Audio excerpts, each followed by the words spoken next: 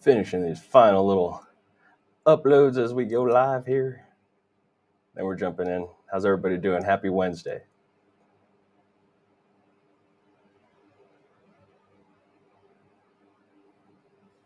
Think we are solid, excellent. Bada boom, bada bang. Good afternoon, everybody. Dr. Joaquin, your host for tonight's Know Your Pharmacist live stream and the proud CEO of Pharmtrue. It's an absolute pleasure to connect with each and every one of you tonight.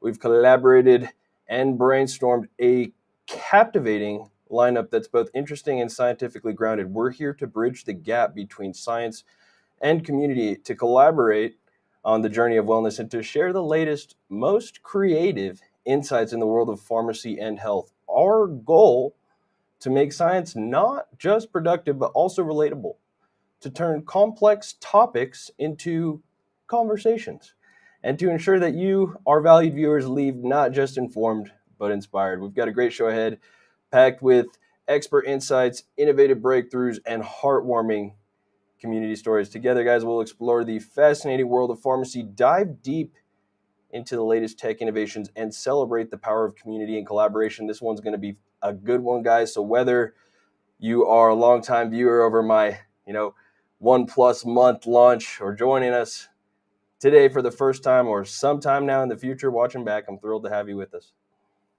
Ready to embark on an excellent journey of discovery, understanding, and collaboration. Welcome everybody to the Know Your Pharmacist live stream. Some big news dropped this afternoon from the feds. So the federal government went ahead and authorized a lot of money, I believe $4 billion worth of COVID tests out to the community over the next 18 months, or the country, excuse me. And again, I think the initial bout is going to be through $600 million of funding for COVID-19 tests. What does that mean for us in New Mexico?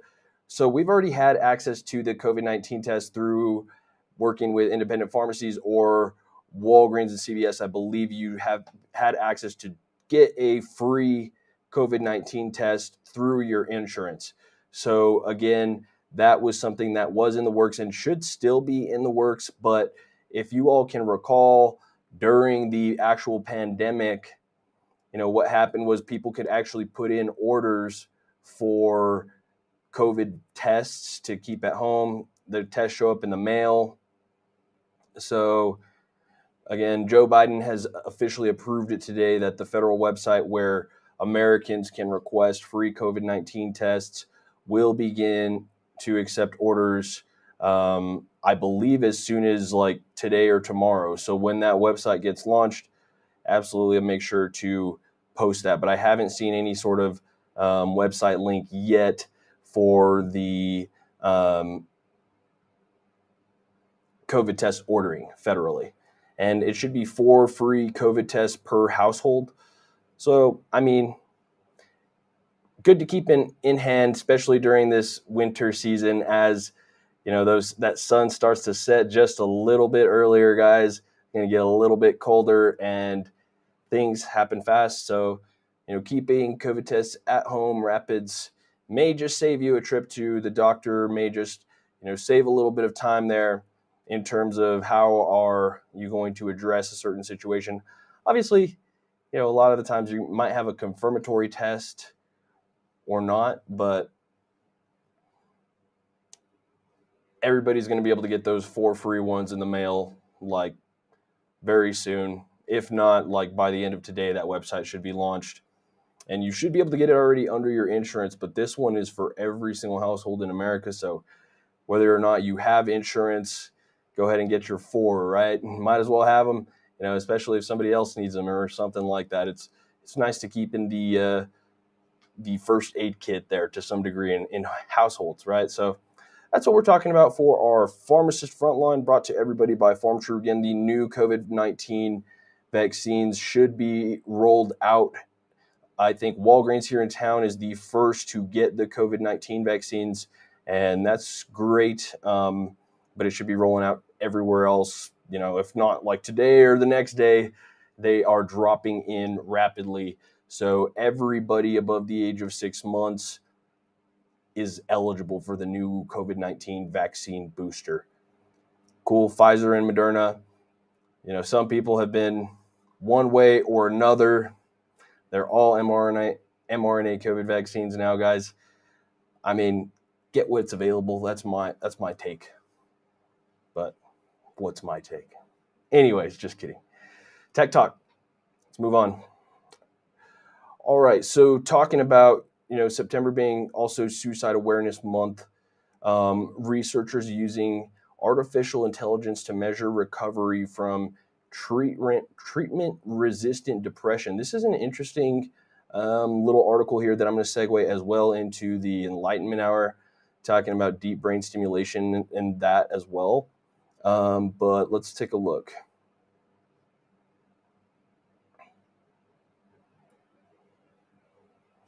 So this study was basically put on to try to find some sort of biomarker for depression, right? How do you diagnose depression? Because that's been a limitation in psychology, because there are not, biomarkers to, have any sort of objective measurements, right? Again, when you're trying to diagnose depression, track depression, predict a relapse, better tailor therapies for patients, that has been, psychology is an ongoing process for people. And those who know that are actually taking medications for depression and, have been through, for lack of a better word, the ringer of all of those kinds of those drugs. It's very interesting to think, hey, well, yes, we are fully understanding of our neurotransmitters and these things in our brains and how the mechanism of action of the medications, right, affect, the regulation of the neurotransmitters, that we would like to achieve a little bit more homeostasis. Well, we are, again, 70% water. We are made up of electrical impulses. And so this study was able to use electrical impulses in AI to actually found that it was possible to track patients' recovery in brain cells electrical activity with depression. So they were actually able to put, and granted, this was a study of 10 people, a small study, 10 people with severe treatment-resistant depression receiving brain stimulation therapy.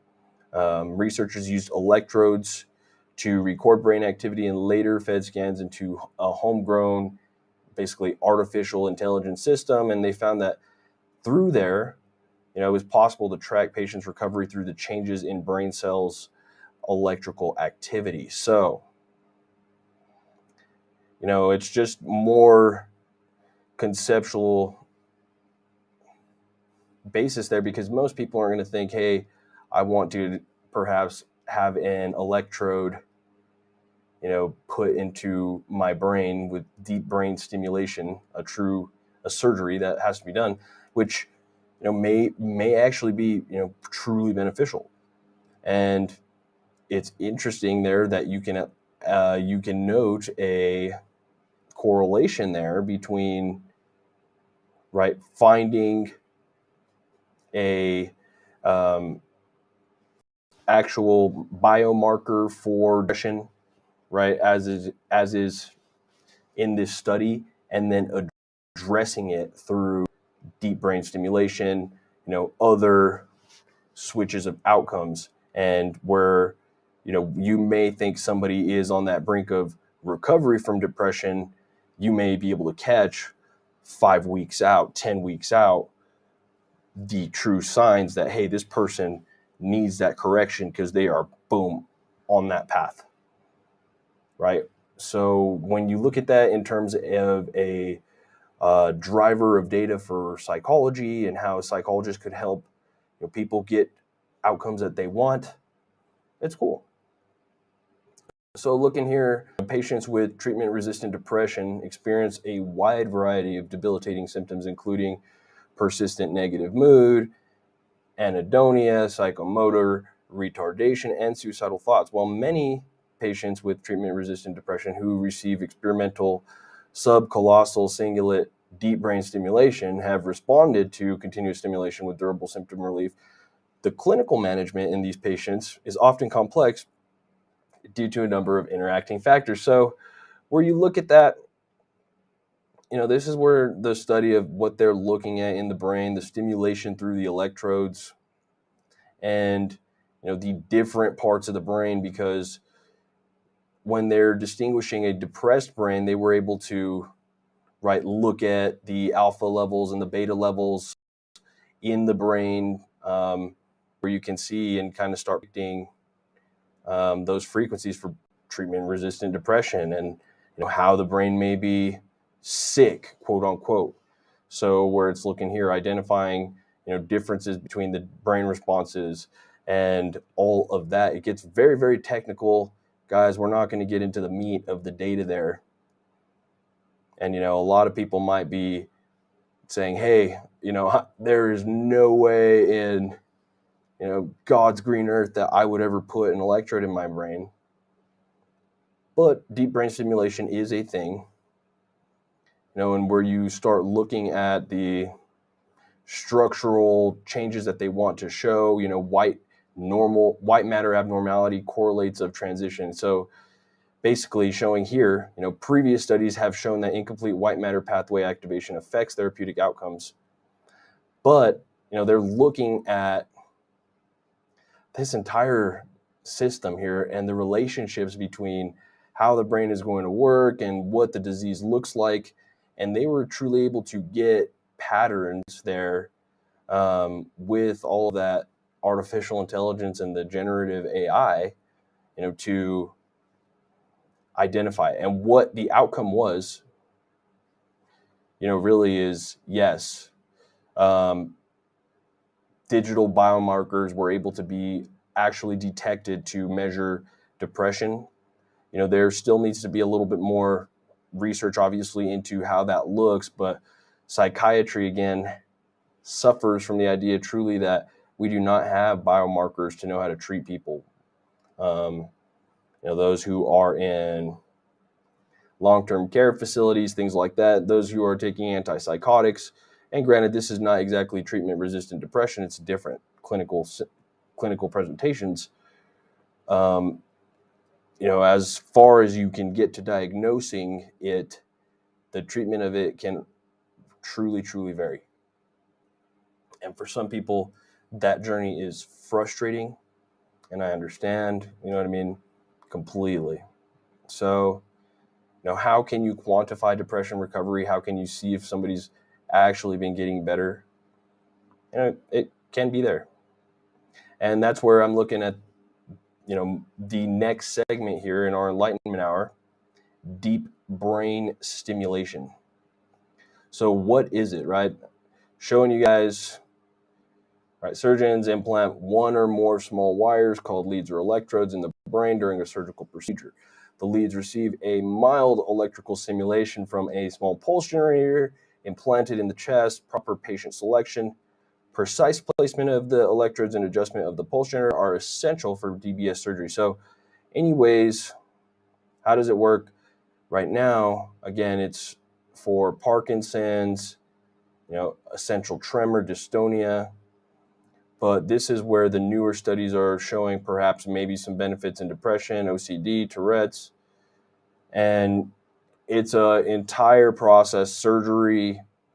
You have to be a candidate for it. And it goes so on and so forth. If for those who are reading on the screen, if somebody was just listening, you're not exactly going to see as I'm scrolling to make those connections. But, it's just showing the process of what if you go to, deep surgery, how does that all work? When you get that neurostimulator implanted, then you have to be returned to the doctor to program it. And at that point, the programming, programs optical, electrical stimulation. Batteries have a 3 to 5 year lifetime. And again, where can that really help with Parkinson's? Here, it really does help to manage symptoms, but again,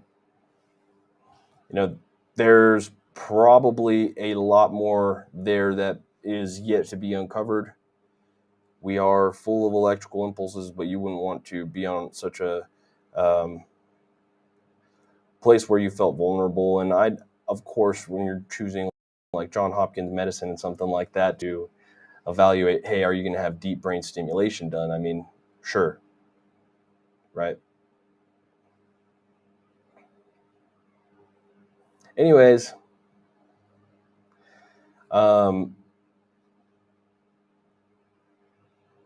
there's a lot there, and I think when you look at the imbalance, right, between what's going on in the brain and losing that touch and the things that we are trying to correct, there is so much there to unearth.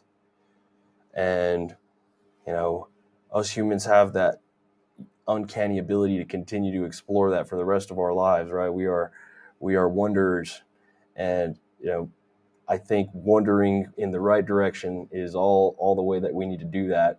I mean, you wouldn't want to put anybody in a vulnerable situation, but it would be cool to thus find, situations where you could have interventions that can, work.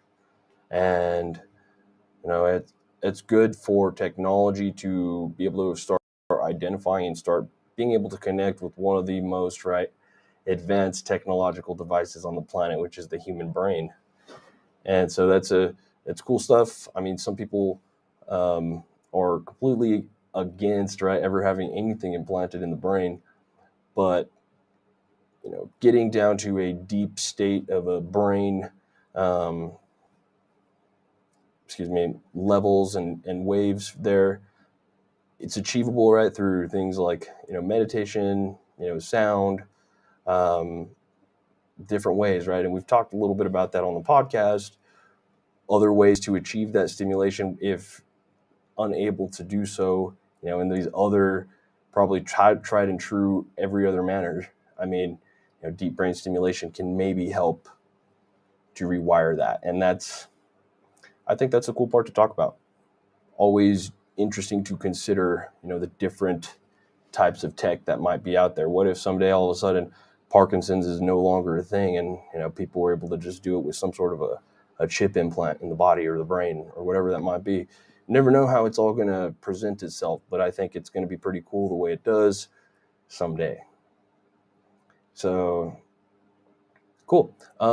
That counts us for our Enlightenment hour, guys. For the next segment here, and weirdly enough,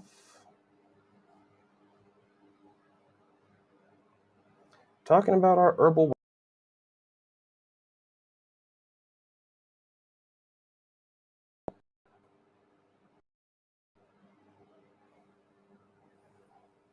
cannabis podcast. Awesome. So, as the interim director of training over at High Horse Cannabis Company, guys, we have literally now evolved into this point of creating an avenue for more, pure on cannabis conversation and, going all the way in there. So, a long-time High Horse, dedicated, loyal employee, Bennett Castro there. She is my assistant director in training now. She opened the initial Chaparral store out there, assistant manager, store managed it, and now has moved up because, she's been doing some cool stuff. We now have this podcast, which is specifically talking about cannabis, guys, and we're going to be hitting it each and every single week on that as well. So definitely wanted to give a shout out to those of you who want to hear some weekly deep dive cannabis content. I think we touch in a lot of different cool places there. So shout out to that. I put the link to that up there in the chat. But the Full Spectrum podcast, we had our inaugural episode today, and that was very fun. I'm excited to continue to explore, right, cannabis in every single way, and a chance to get to sit there and talk about it on YouTube, because Facebook guys and all the other places, like I do my stream, I don't talk about cannabis all the time because I would literally get banned and not able to even have social media accounts. So YouTube is a little bit of a cannabis friendlier platform, and now we've got a once a week hour-long deep dive.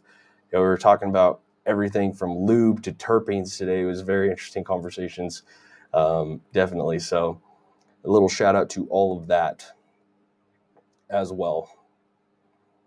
Coming back down, community spotlight, guys. Today is the last day before the Buck Cancer Gala. Cha-ching. So again, the Buck Cancer Gala is tomorrow. We're taking that back 100 years over at Amador Live in downtown Las Cruces.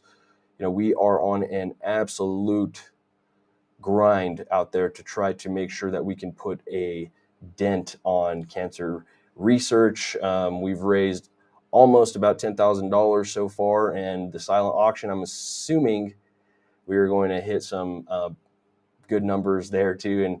And guys, cancer research towards our butt cancer case study, I'm literally headlining a case study. We've got, I think, about like 23 recruits so far. We were shooting for 42. We may end up falling short because we need to roll out by October 1st. Full spectrum oil and cannabis treatment, guys.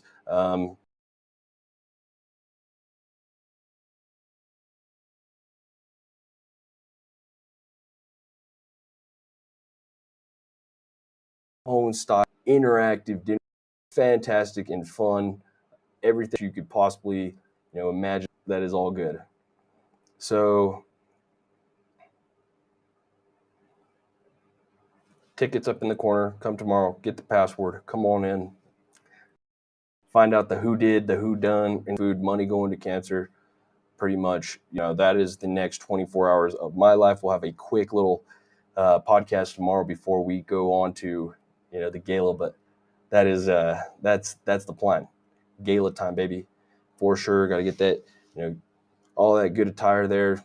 Got to get that AK-47 polished and ready, Al Capone style, for sure.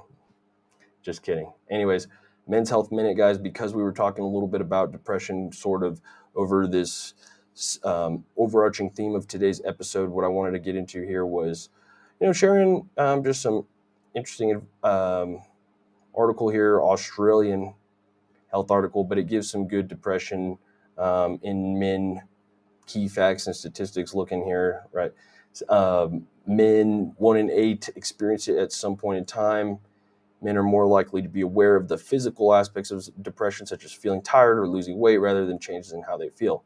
If you have signs of depression that last for more than 2 weeks, or you're concerned, seek help, right? So looking at that, I mean, where we are looking at things like treatment-resistant depression and things all the way down to deep brain, stimulation, it's important to look at, hey, well, what sort of preventative measures may we want to identify there? So perhaps if we can avoid some of that, we shall, right?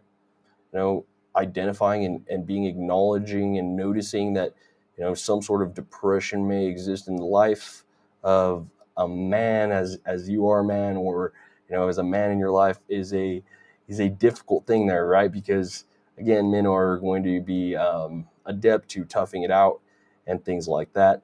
However, looking at signs of depression and what that may present itself as, because, where you see, again, negativity, irritability, outbursts of behavior, things, it just could be simply signs of, depression. And where could that be stemming from? What sort of, trauma, right? Where you're looking at things like loss of job, or, past or continuing abuse, stress at work, family member dying. So all of that could be, total causes for that, which is completely justified.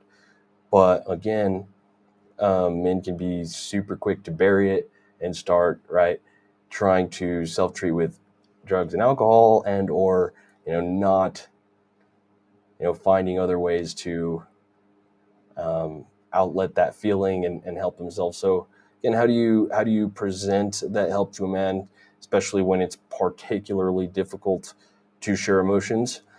Starting a conversation, right, about how that's going, showing support, according to the Australian Health Direct government. Again, everybody is different. Like, some people just want to be heard. You don't have to sit there and try to categorize and label somebody as depressed, right? So sometimes that may not be a good way to approach the conversation, even if there's a physical diagnosis. So, just being there for people, being aware of that, looking at where you can try to help with some self-help, meditation, acupuncture, yoga, things like that. Plenty of different things there. But guys, Suicide Awareness Month, it's a very important time. Other than that, we will be seeing y'all tomorrow. Get those tickets